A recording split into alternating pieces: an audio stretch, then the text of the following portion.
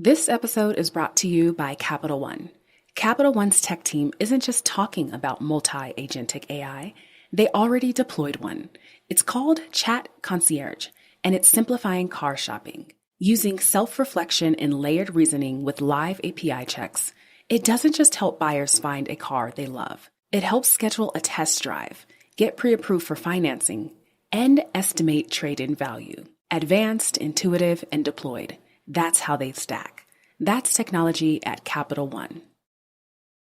You know what's wild? Most people are still overpaying for car insurance just because it's a pain to switch. That's why there's Jerry. Jerry is the only app that compares rates from over 50 insurers in minutes and helps you switch fast with no spam calls or hidden fees. Drivers who save with Jerry could save over $1,300 a year. Before you renew your car insurance policy, do yourself a favor. Download the Jerry app or head to jerry.ai/acast. Hi, I'm Darina, co-founder of Quo. You might know us as OpenPhone.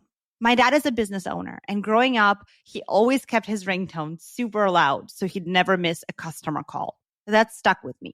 When we started Quo, our mission was to help businesses not just stay in touch, but make every customer feel valued, no matter when they might call. Quo gives your team business phone numbers to call and text on your phone or computer. Your calls, messages, and contacts live in one workspace, so your team can stay fully aligned and reply faster. And with our AI agent answering 24/7, you'll really never miss a customer. Over 90,000 businesses use Quo. Get 20% off at quo.com/tech. That's QUO.com/tech. And we can port your existing numbers over for free.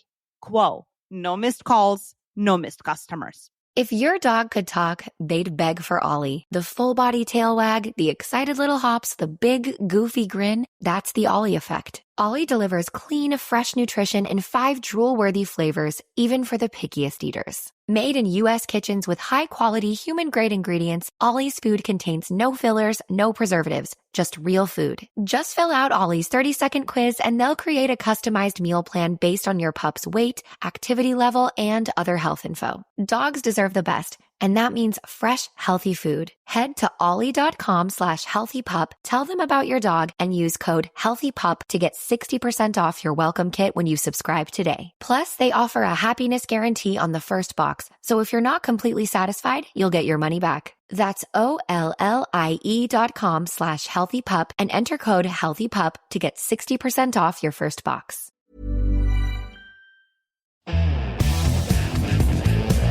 This is the Daily Tech News for Thursday, September 25th, 2025. We tell you what you need to know, we follow up on context, and we try to help each other understand. Today, Andy Beach follows up on the AI lawsuit that's focusing on links, not training data, and people are clamoring to get paid to record their phone conversations. I'm Tom Merritt. I'm Jenn Cutter. Let's start with what you need to know with that weird big story. So an app called Neon, it's the only app from Neon Mobile, is number 2 on the Apple App Store, number 4 on the Google Play Store, at least for free apps, according to Sensor Tower. Neon is offering to pay you some cash in exchange for recording your phone calls. It then sells your recordings to companies, quote, for the purpose of developing, training, testing, and improving machine learning models, artificial intelligence tools, and systems and related technologies. You start your call in the Neon app if you want to get paid, but then it works through the regular phone app. If you're calling another Neon user, then it will record both sides of the call. If you're calling someone who is not a Neon user, it will only record your side of the call. That's to get around local laws, which vary on whether you need consent to record just one side or both sides of a conversation. One assumes if you're recording your side of a conversation, you have consented to it, as long as you're doing it yourself, which you are in this case. Personally identifiable information is removed from these recordings, so they're not including your contact info, who you called, your phone number. They don't store any of that. It also says that it vets the company it sells the data to, and that all the employees of Neo use the service themselves, and all these recordings are encrypted. So if you're worried about somebody getting into the database, they should be encrypted. They don't give you details on what that encryption is, which would be nice to have. They also don't tell you who these vetted companies are. They're basically just saying, trust us, we vetted them. According to Neon's website, you'll get 30 cents a minute when you call other Neon users and 15 cents a minute when you're calling non-Neon users, and you'll have a maximum of $30 per day. You can't just rack up a bunch of calls, make $100 in a day. You get paid a $30 fee if you invite friends. So there's a nice little referral bonus in there. Well, basically a day's worth of calls if you refer somebody. The Google Play Store listing has the same rates that I just quoted from the website. But interestingly, I noticed the iOS App Store listing, when I looked at it anyway, gave you 45 cents a minute and a $25 referral fee. So more cents per minute, but less of a referral fee. Anyway, however much you're getting paid, Jen, would you do this? I would not. My first read was, of course, slightly cynical in terms of like, well, okay, there's those other AI training companies that work in text, and they're like, oh yeah, like we'll totally approve you if you do this big test that we'll then ghost you on and we'll never actually give you any money after doing the test, which is probably the real testing. For this, when I start seeing payouts, it'll definitely be more interesting to some people I know. But like full credit for them for covering the legal wiretapping possibility by at least recording just one side. Yeah, they don't want to get sued out of business right away. This is a very small company. We know nothing about them. That doesn't mean they are bad. It just means we don't know, right? I think it's a clever way to fill the data gap, and it's kind of evidence of that, of how much companies need more data. They have scraped pretty much everything they can scrape. They are running into people putting up robots.txt that blocks you from scraping. They're running into needing licensing. I anecdotally know some friends who are just going around taking video of the world they live in and selling it to companies who's like, we just need video data. We don't really even care what it is. So this kind of feels like that. Like there is a gold rush for fresh data, that is not something that others have too. That's the other thing you get here is data that otherwise would be unavailable. And if you're a vetted company that gets this, you're getting some data to train your models on that other folks don't do, which is good for improving speech and all of that. That's the upside.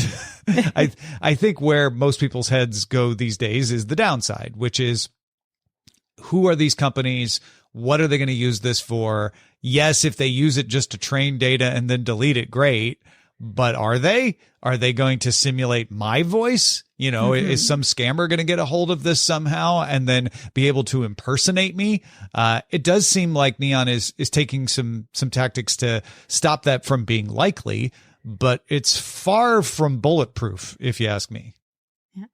When I was reading the press release, the first thing that hit me is, wow, how haven't I heard of like 10 other companies doing this? These guys seem to be the first one to have broken through to more mainstream coverage, because my first thought was like, oh, like this is something that Google would desperately want because they want to book appointments for you. They want to know natural language. They want to, I'm surprised it's not like in their phones where they say, hey, like if you let us tape everything, we'll make sure that when Gemini does stuff for you, it does so sounding like you. Imagine if that was the story today and what the backlash would be just because it's Google, right? The internet would be on fire. That's why Google hasn't done it.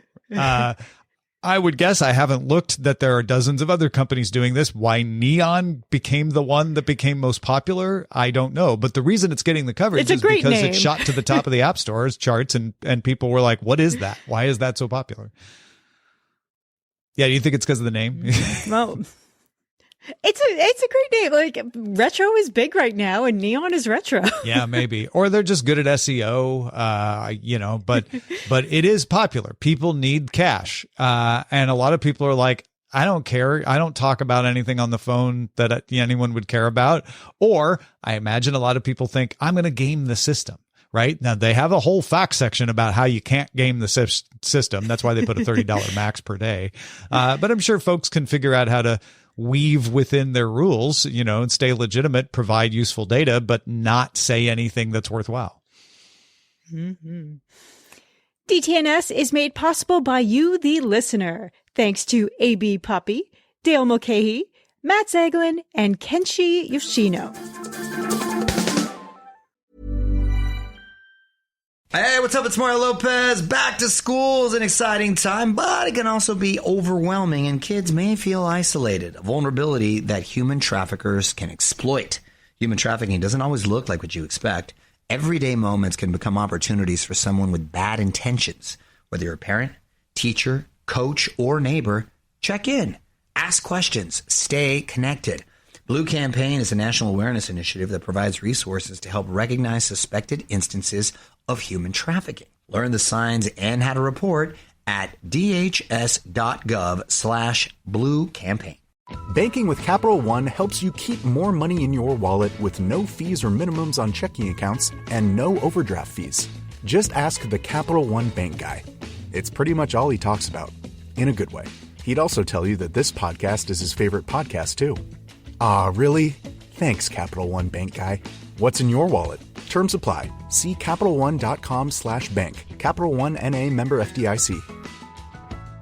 Did you know adults 60 plus lose more than $60 billion each year to financial exploitation? Greenlight's new Family Shield plan empowers you to monitor your accounts for suspicious activity, protect yourself with up to $1 million identity theft coverage, and reassure loved ones that you're safe with location sharing and place alerts. Get peace of mind today at greenlight.com/protect. That's greenlight.com/protect. Meet the Defender 110, a vehicle built for the modern explorer. With on-road presence and off-road prowess, it's naturally capable and expedition-ready. A raised hood, sculpted grille, and durable exterior make it look tough, because it is. Inside, 5-seat comfort comes standard with an option for 7. Navigate any terrain confidently with 3D surround cameras and the intuitive Pivi Pro infotainment system. There's a Defender for every journey, 90, 110, or 130, which boasts room for up to 8. Design your Defender 110 at LandRoverUSA.com. That's LandRoverUSA.com.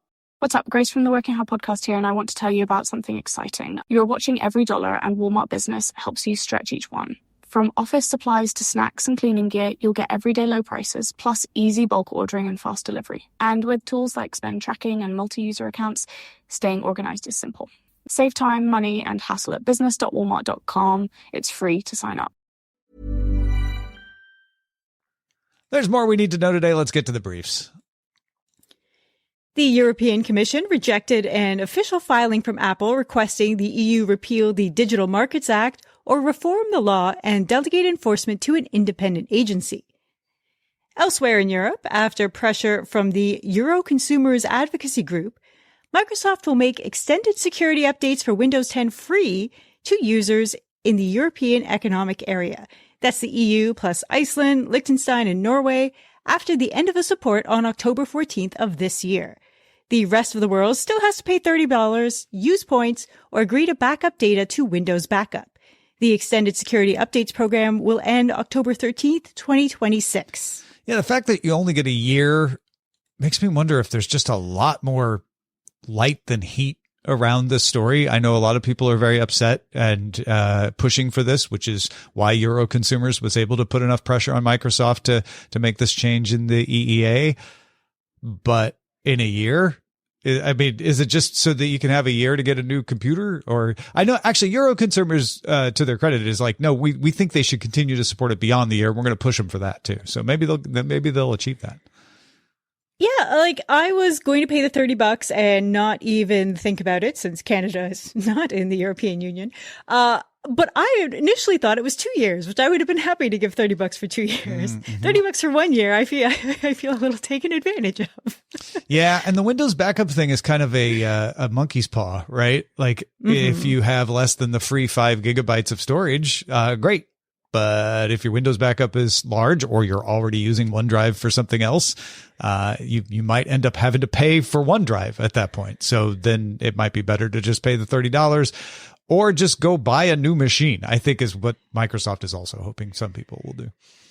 Yeah, I have a weird grandfather like Xbox initial thing where I have like 15 gigs in OneDrive, and I'm thinking like, okay, can I game the system where I back up like one folder, and does that count? Yeah, I don't know. I think you have to back up a significant portion. You have to engage in Windows backup. So I don't know. If you try it, let me know and see if it qualifies. Details are a little scarce right now still. Yeah. Qualcomm announced its second generation of laptop and PC chips called Snapdragon X2 Elite and X2 Elite Extreme. So it's the X chip, but the second version, so X2. And the Extreme is a new model with some extra cores in it. It'll be the first ARM chip to run at 5 gigahertz on 2 of its 18 cores. Both models of the Elite chips will be made on a 3-nanometer process and promise multi-day battery life. Systems with the chips are expected to start shipping in the first half of 2026, so CES is going to be lousy with X2 Elite laptops, I'm guessing. Qualcomm saying these can do some pretty intense desktop stuff. They're trying to pitch them to scientists and AI researchers and all of that. So they are starting to be compatible or competitive, with x86 chips in more ways. We also got more details on the world's fastest, quote-unquote, mobile chip, the Snapdragon Elite Gen 5. Remember, it's Gen 5 now because they retconned everything. Android Police benchmarked the reference chip at the Snapdragon Summit, and on Geekbench, it outperformed Apple's A19 Pro. That's the one in the iPhone 17 Pro series. Now, the thermals are very favorable when you do a reference chip at a conference, so expect the market version to be slightly less impressive, but it'll probably still be good. If it outdid the A19 Pro, maybe it doesn't, but maybe it matches it. But if you're just like, oh, I'm going to buy a phone with this chip in it, know that this is a really good chip. The first devices are trickling out over the coming days from the usual non-Apple or non-Google suspects, so your Xiaomi's, Samsungs, OnePlus, etc. I'm glad you mentioned the name thing because I was getting confused. So I was like, wait, but which one is that? And then you answered that question for me in advance. But the Gen 5 is like, yeah, we go back to the previous DTNS where I explained it because I don't remember now off the top of my head, but they basically took 4 previous chips and said, those are now essentially Gens 1, 2, 3, and 4. And so this one's Gen 5. The OnePlus 15 will be one of the first phones to get the Snapdragon 8 Elite Gen 5. But in less enjoyable OnePlus news, a vulnerability in its Oxygen OS lets any app access SMS data and metadata, no user permission needed. OnePlus changed the stock Android telephony package, adding more exported content providers without declaring write permissions. Ooh. The read permission is set correctly, but it isn't properly sanitized against brute forcing the database one character at a time. Researchers at Rapid7 tried to contact OnePlus on May 1st and continued to follow up until August 16th. OnePlus now says it is investigating the problem, but it remains unpatched. Yeah, so this is Google's version of Android. It has Google Play services. If you're not a OnePlus user, that's important to know. So this is kind of like Samsung's One UI, except it's more than just a UI, obviously, because they changed the telephony package. There could be some good reasons for wanting to do that to provide some interesting features, but it's kind of unforgivable that they didn't set the right permissions properly. Read permission not being properly sanitized is something that I see more often. That's something that might just be a bug that people didn't realize.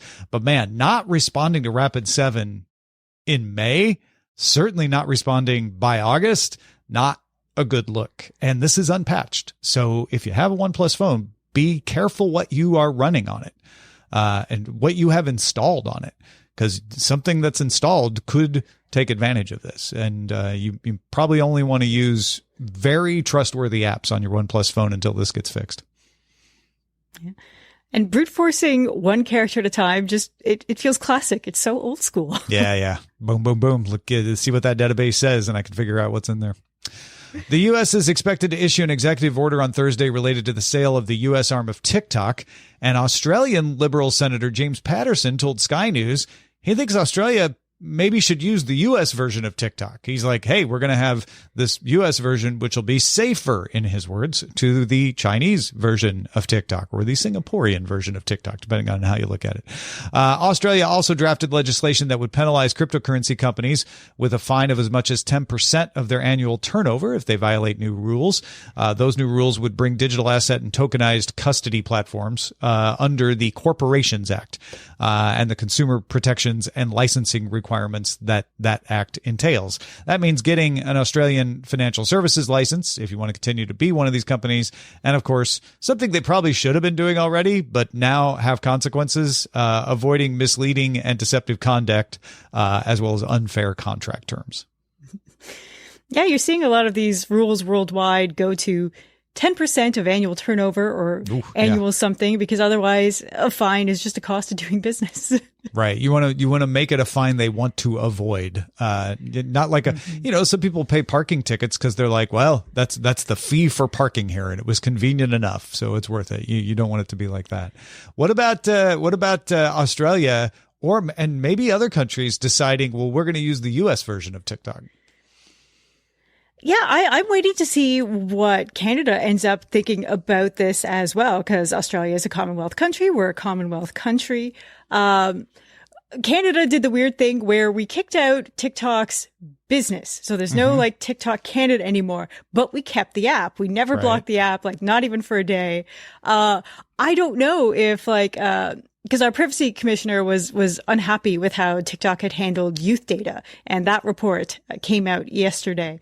So it's like, I don't know what side he'd be on, whether just let it go with the status quo. They said they're happy with how TikTok in China has been resolving and improving things for now, while, quote, we're monitoring the situation. So I don't even know which direction we're going in. And Australia has been really hard on social media in general. So if they're going to switch to this, I assume that they're going to expect the U.S. TikTok to also be really strict about any kind of minors. Yeah, that'll be the other interesting thing, is those policies can now diverge. And, the United States is also trying to crack down on minors' use of social media. So will the U.S. get more restrictive than ByteDance has been? Will it get less restrictive than ByteDance has been? I don't have a good sense of that. But if that TikTok U.S. can get uptake in Canada and Australia and maybe a few other countries, that might be enough pressure to be like, okay, well, we'll win some political points domestically and get more usage, which will make us more money. Sure. Now we've got two competing interoperable TikTok platforms out there. This is going to get weirder and weirder, I think. And Meta is expanding the availability of its teen accounts, which include parental controls and restrictions on messaging and other activities. The accounts were rolled out first to Instagram a year ago, then Facebook and Messenger in select countries earlier this year. The accounts are now available worldwide and are mandatory if you sign up aged 13 to 17. And Amos, our producer, was like, let's make sure people know it's not mandatory to sign up. Just if you're 13 to 17 and you want to get one of these accounts, then you have to use the teen account. There's no exception if you're 13 to 17. Mm-hmm. Bloomberg says that fresh off a $5 billion cash infusion from NVIDIA, Intel has been in talks with Apple about a similar investment. It's not likely to lead to Apple using x86 chips again, but there are other opportunities. Some of the speculation is that maybe Intel does the packaging for Apple chips, maybe at Intel factories in Ohio or somewhere else in the United States. These are in early stage, so they might not lead anywhere, but it does seem to be that Intel is going around asking other companies to invest in it in order to get some cash infusion and get it back on its feet.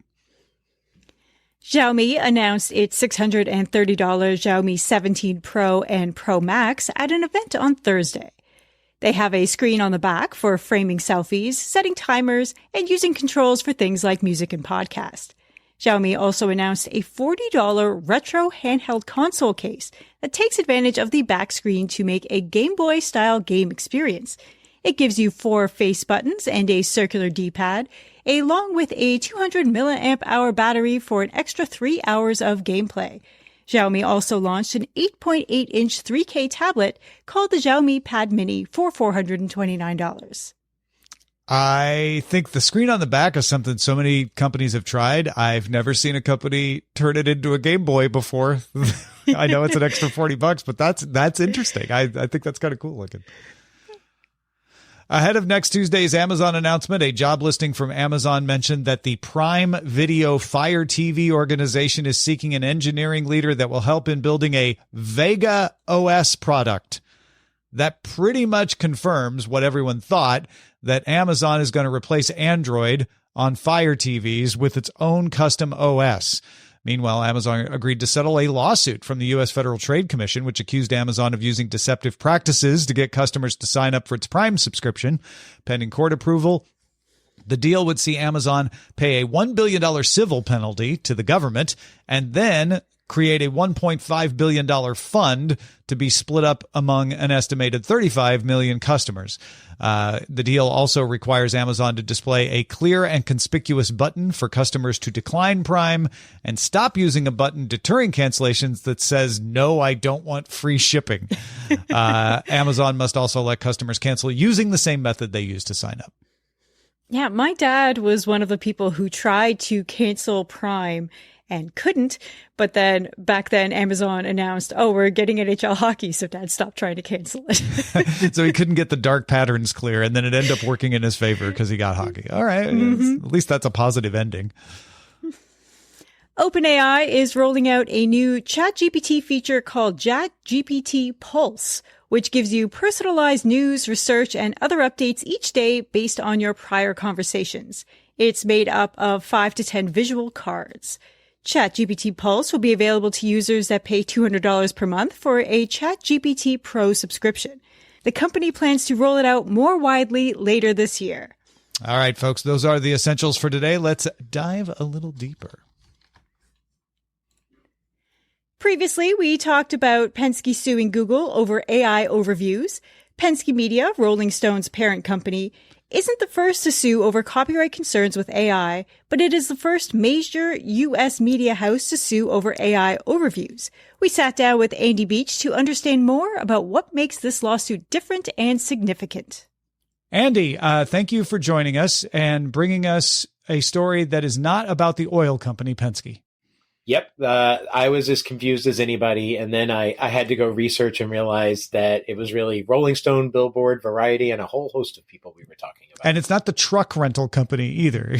Not them. Yeah. It's, they have no problems with it, but apparently media companies really do have an issue with it, and rightfully so. And so they've gone and filed a lawsuit against Google around specifically journalism as it relates to how they're using AI overviews to siphon off data from their web posts without consent. Yeah, so this is an interesting one. If anybody doesn't know Penske Media, you might know the Rolling Stone or Variety or Deadline. There's a lot of entertainment brands. There's some other brands under there. People. Yep. No, wait, not People. What am I thinking of? Anyway, there's a lot. They do a lot of publications. So you've probably run across one of their publications, and you're no doubt reading one. Yeah, Billboard magazine. One of the things about them is they have a lot of current information about what's happening, especially in the world of media, which is something people are often going to ask a chatbot about. So what's intriguing about this case is it's not saying you took my book and then you trained a chatbot, which could maybe someday output something that people would use. Penske is saying you are clearly and demonstrably, for the purpose of pulling information out of our articles and answering it in AI overviews, indexing our stuff. Please don't do that without our permission. Yeah, what this really comes down to, the core of the lawsuit is that Google is stealing eyeballs from Penske Media websites. Websites are very reliant on those click-throughs to the website for details. And so they've never had a problem with Google scraping them to be able to give proper search results. With the advent of the AI overview that now is provided, so that if I do a Google search at the top in front of all of the links, I get this little summary that Gemini has put together. For a lot of people, that summary has the information they were going to click through to find. And so what Penske has discovered is that according to them, their overall affiliate revenue is down by a third since AI overviews launched, because that's approximately 30% of people simply aren't clicking through because they don't need to. Yeah. And I think that's one of the things that makes this worth paying a little closer attention to. One of the problems judges have had or questions they've asked is, what is the harm? Right. So when the New York Times says, well, I got this chatbot to output an entire New York Times article, OpenAI can say, yeah, you had to work real hard to do that. Most people aren't doing that. Right. And the judge can say, yeah, is this really undermining the marketplace for the New York Times? Whereas Penske is saying, no, we can tell exactly what you're doing. You're doing it specifically to output something we have from hard this. Numbers. Yeah. Right. And we can show the damage. Yeah, no. And I think what it really points to is a future where Google will have to rethink how they compensate the sites that they are doing overviews of. In other words, they're going to have to find a way for likely the overview scraping that they're doing to qualify as some sort of click-through, as if a person had clicked through. And therefore, they're not taking money out of the pocket. Because if they're still providing the info and compensating in some way, then Penske probably wouldn't have had an issue with this. It's the fact that because there wasn't a valid click-through, there was no compensation that was made as part of it. Yeah. And honestly, it's going to be all about numbers. I'm sure we have seen the trend from other AI companies to say it is in our best interest to quiet this all down and pay people for their content. So we are making deals with publishers. Not all publishers are willing to make an easy deal. New York Times being one of them. Penske Media is another one. So it's really going to be Google agreeing to not only pay, but how much are they going to pay and for what? Is it every time an AI overview has a citation to a Penske Media article, or is it a little more nebulous about any time it's using information somehow, which is a little harder to track? Yeah, but it just sort of points to the fact that this business that's been pretty well established now for more than a decade is going to be in a state of evolution, just like a lot of things that AI is touching. It is changing, and it's not a tech perspective that's changing. It's a business policy that's going to have to change. Yeah. And I have been an advocate to say copyright law as it is probably allows you to scrape things and use it as training data for chatbots. I don't know that copyright law allows you to do this, which is not training your model. It's going and using your model to look at information currently and then report it back. And I think there's a much stronger case for that. And in any case, whatever the law is ends up being shaped by what people want the law to be. And it seems very clear that what people of all stripes want the law to be, except maybe the tech companies operating the chatbots, is pay me a reasonable rate to use my content. And then you can use my content. And I think that's what Penske's after. Yeah, absolutely. I think early on, a lot of the tech companies were looking at ways that, because they are spending so much on the tech side of how the training goes, is that they were really hoping that the internet was just a free source of data. And what they're finding out is that people still actually want to be compensated for their content in some way or the other. So they're having to now factor it into their business, and it's changing the way they're thinking about how they go and approach data collection. And there's a legitimate question. I know it's easy to go like Google, they got billions of dollars, but it's a legitimate question of how much money can Google make off AI overviews in a world where people aren't viewing advertisements and clicking on them as much. And so that's going to dictate where Google is going to draw the line on how much it's willing to pay. Yeah. And it also wouldn't shock me, OpenAI has already experimented with advertisement inside of the answers around certain types of responses. Yeah. We could easily see that get embedded inside of a Google overview, AI overview, and therefore that sort of becomes the way that they get additional compensation that allows them to make those payments. Make the payments. Well, Andy, this is great. Always good to get a little follow-up and a little deep dive here. Appreciate it very much. If folks want to get your ongoing deep dives on everything that you talk about, where should they go? So I write a lot about the collision of AI and media tech over at enginesofchange.ai. Fantastic. Thanks, man. Thanks, sir. Well, folks, if you have feedback about what Andy and I talked about or anything that gets brought up on the show, get in touch with us on the social networks at DTNS Show on X, Instagram, Threads, Blue Sky, and Mastodon. And for TikTok and YouTube, you can find us at Daily Tech News Show. Banking with Capital One helps you keep more money in your wallet with no fees or minimums on checking accounts and no overdraft fees. Just ask the Capital One bank guy. It's pretty much all he talks about, in a good way. He'd also tell you that this podcast is his favorite podcast, too. Aw, really? Thanks, Capital One bank guy. What's in your wallet? Terms apply. See CapitalOne.com/bank. Capital One N.A. member FDIC. If your dog could talk, they'd beg for Ollie. The full-body tail wag, the excited little hops, the big, goofy grin, that's the Ollie effect. Ollie delivers clean, fresh nutrition in 5 drool-worthy flavors, even for the pickiest eaters. Made in U.S. kitchens with high-quality, human-grade ingredients, Ollie's food contains no fillers, no preservatives, just real food. Just fill out Ollie's 30-second quiz and they'll create a customized meal plan based on your pup's weight, activity level, and other health info. Dogs deserve the best, and that means fresh, healthy food. Head to ollie.com/healthypup, tell them about your dog, and use code HEALTHYPUP to get 60% off your welcome kit when you subscribe today. Plus, they offer a happiness guarantee on the first box, so if you're not completely satisfied, you'll get your money back. That's OLLIE.com/healthypup and enter code HEALTHYPUP to get 60% off your first box. We end every episode of DTNS with some shared wisdom. Yesterday, we discussed a story that scientists had found that people passing along low-quality LLM output was slowing down the productivity of gains using LLMs and dubbed it work slop. Today, Andrew from Colorado has some thoughts on that.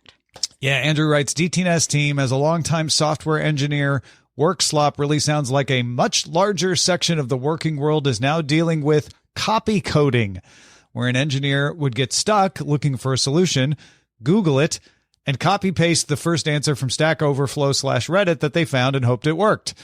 My most recent work slop story is from my current project where I needed to change a bit of logic, and in doing so, broke a lot more things than I meant to due to some tests that felt AI generated because they just didn't make sense on closer inspection. It took me half the day to properly get things working again. I went to our version control system to see who made that initial implementation. It was me from a few months back. Always good to get a little humility every now and then. Past me is one of the worst programmers I know, says Andrew from Colorado. That's a great story, Andrew, especially because, yeah, I've been in that situation. Like, who did this? And you're like, oh, I did that. Okay. Got it. Past Jen is apparently the worst at labeling footage. Yeah. It makes current Jen very upset. That kind of thing. It's that kind of thing for sure. So yeah, not all work slop is just lazy people. Sometimes it's for totally understandable reasons. But yeah, copy coding, is kind of the same thing as work slop. It's just the work slop that we were describing in yesterday's show is a lot easier to make happen because you just type in a sentence in ChatGPT and boom, you get it. You don't have to look very hard. Mm-hmm. What are you thinking about? Do you have some insight into a story or some cool stories of your own that we love hearing? Please share it with us over at feedback@dailytechnewsshow.com. Big thanks to Andrew from Colorado and Andrew Beach for contributing to today's show. Thank you for being along for Daily Tech News Show. You can keep us in business. Just become a patron at patreon.com/DTNS. We'll talk to you soon.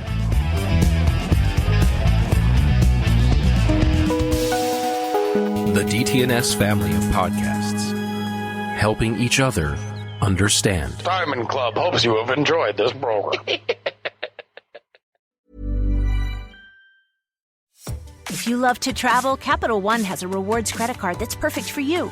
With the Capital One Venture X card, you earn unlimited double miles on everything you buy. Plus, you get premium benefits at a collection of luxury hotels when you book on Capital One Travel. And with Venture X, you get access to over 1,000 airport lounges worldwide. Open up a world of travel possibilities with the Capital One Venture X card. What's in your wallet?